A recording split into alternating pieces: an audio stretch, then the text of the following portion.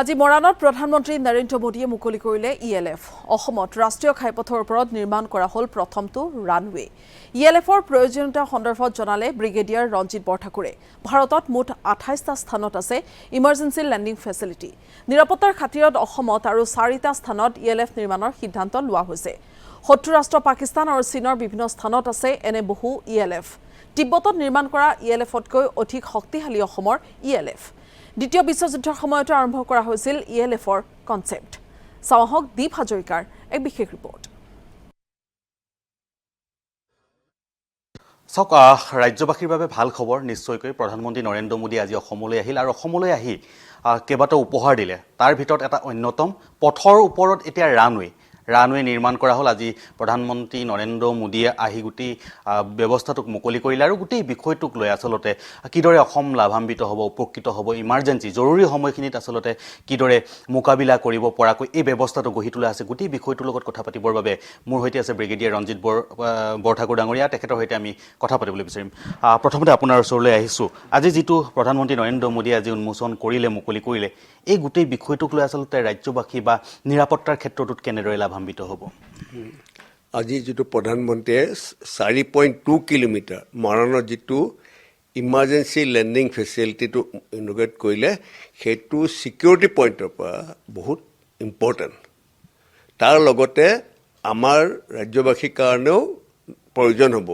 মই এটা আপোনাক বুজাই দিম এনেকুৱা ভাৰত চৰকাৰে 28টা জায়গাত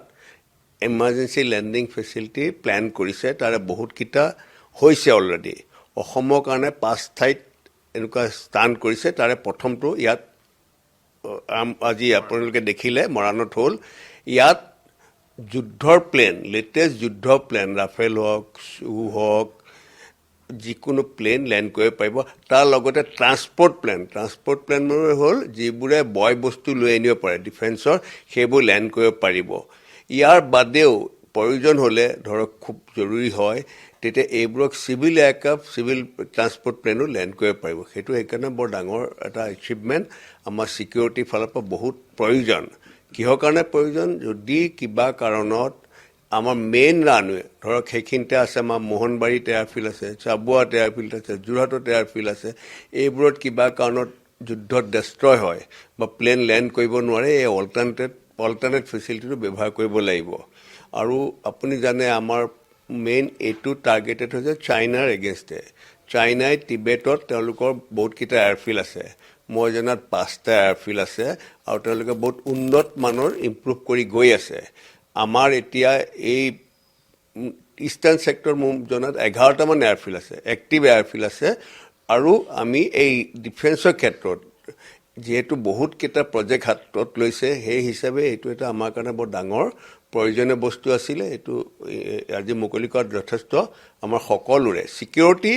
এজ ৱেল এজ নৰ্মেল সাধাৰণ মানুহক যেতিয়া বিপদত পৰে এইবোৰ সাধাৰণ ট্ৰান্সপোৰ্ট প্লেন লেণ্ড কৰিব সকলোৰ কাৰণে সুবিধা হ'ব ভাল কথা হৈছে যদি চাবলৈ যায় ভাৰতবৰ্ষত 28টাকৈ আপুনি কথা কৈছে ক'ত কেনেকুৱা ধৰণে ভৌগোলিক দিশটোত যদি চাবলৈ যোৱা যায় তেনেহ'লে নিৰাপত্তাৰ ক্ষেত্ৰত এই স্থানসমূহ কেনেদৰে নিৰ্বাচন কৰা যায় বা বেসিক্যালি এইবোৰ যে ইমাৰ্জেন্সি লেণ্ডিং ফেচিলিটি হয় সেইবোৰ টাৰ্গেট কাণ্ট্ৰি কৰি পেলাই ফেচিলিটি কৰা হয় মই জনাত আমাৰ অসমত হাইয়েষ্ট 5টা তাৰপৰি ৱেষ্ট বেংগলত 4টা দক্ষিণ ভাৰতত 3টা নে 4টা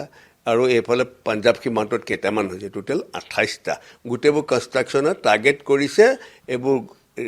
মিনিষ্ট্ৰি অফ ডিফেন্স আৰু মিনিষ্ট্ৰি অফ ট্ৰান্সপোৰ্ট সাৰ্ফেচ ট্ৰান্সপোৰ্টে মিলি জইণ্টলি এইবোৰ ডেভেলপ কৰিছে আৰু এটা মই আপোনাক কৈছোঁ আমি বায়ুসেনা যুদ্ধৰ ক্ষেত্ৰত আমাৰ চাইনাতকৈ এটা ডাঙৰ এডভান্টেজ আছে কিয় কাৰণে আমাৰ